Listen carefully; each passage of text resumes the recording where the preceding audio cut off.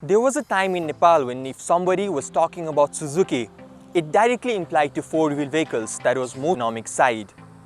The brand was successful in establishing themselves as most people's first car, and they excelled from then on. From cargo van to Grand Vitara, they did it all. But now, times have changed, and although it's late, but they seem to have gotten quite a bit of attention from their loyal customers in the two-wheeled segment as well. VZ Automobiles started bringing Suzuki bikes from 2013, and despite its late arrival, they seem to have doing what they do best, and that is providing good value. In such crowd of bikes with each bringing something new to the table, Suzuki and GIXXER in particular have claimed their place in the market, and that is very secure.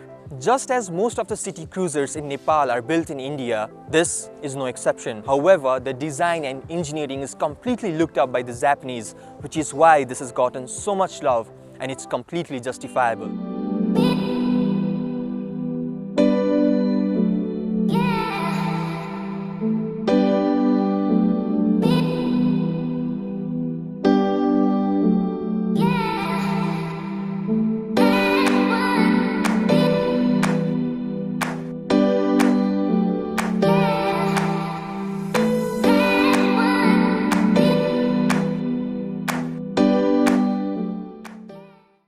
GIXXER 250's look speaks for itself, and damn, it's a good looking bike.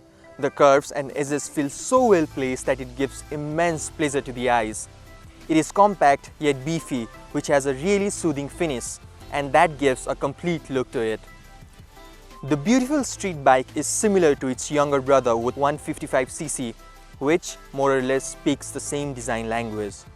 Thus, it steals away the feeling of premiumness this bike offers, and the matte finish all over the body is what distinguishes it from the prior. The overall fit and finish is superb, and in spite of thrashing it through the harsh roads in Kathmandu, there were no hints of hesitations on this one, which tells us about the powerful build quality. Talking about the ergonomics, this bike is welcoming to all, but people with a larger frame might just wish they had a bit more space to move around. Reaching to the handlebar is quite easy, but people with shorter height may have to just crouch in a bit, but that will give you a little aggressive look. I feel that the rear view mirrors are perfectly placed, and they give a good visibility. That is mostly due to the long stem that holds it. The instrument cluster is placed at the bottom edge of the rider's field of vision, which could take some time to getting used to. But even at the first glance, it can be noticed that the cluster has a lot to give.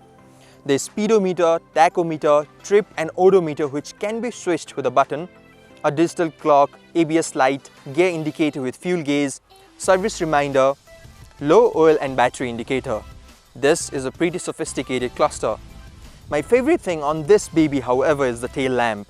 It has a completely unique look to it. Also, the headlight has good cutting edges and excellent finish, which I absolutely love. When we put this one on taste and crunched it to its best, the result was splendid. In less than 10 seconds, it reached to 100 kmph, which speaks for itself. What makes this bike so special is that it is a perfect balance between style and power. It not only looks sexy, but delivers quite a lot too. Riding it in around 100 kmph mark is a piece of cake. The 250cc has gotten a lot of love, and it has been deemed suitable for city and highways when need be. The engine comes with the manufacturer's Suzuki Oil Cooling System, SOCS technology, which the company says work efficiently to reduce engine temperatures, negating the need of liquid cooling. So the oil-cooled single-cylinder engine feels really smooth on this one. It provides medium power at low and mid-range, while at the top, the pull feels extremely adequate. The power output is somehow similar to the SF version, which is 26.5 horsepower at 9000 rpm and torque of 22.6 Nm at 7000 rpm. The numbers is surely impressive when compared to its competitor FG25. The 6-speed transmission works really well, and it takes just adequate power to change the gears, and I love the sound it makes while it does it. The fuel tank is an adequate 12 liters capacity, And where it adds an icing to the already delicious cake is the mileage of over 35 kmpl. This bike stands on 110 by 70 tire at the front and 150 by 60, both of 17 inches. The disc brakes on them are adequate enough to stop the bikes just in time with dual channel ABS as standard. It has a decent ground clearance of 165mm, which is a must-have for cities. This is one of the easiest bikes to handle in the segment. The foot peg is pushed a little back, which gives a sporty look, and the overall riding position adds to the ease of handling. The suspension is little bit on the stiffer side, but the soft seats balances that out. The distinctive dual muffler exhaust, which has a beautiful chrome touch to it, is not so loud for people who love performance over sound. If you are looking to buy this one heck of a machine, you'll have to spend 4,63,000, which is a little expensive than its older brother SF. You could get a test ride from your nearest Suzuki dealership. We got ours from Highway Brothers Kalanki, and we'd like to thank them for letting us taste this beautiful machine. If you'd like to contact them, we'll leave the contact details below. Until next time, I'm Anup signing off from yet another iteration of Autonation Reviews. Do follow us on Instagram and subscribe to our channel. Hope you liked the video.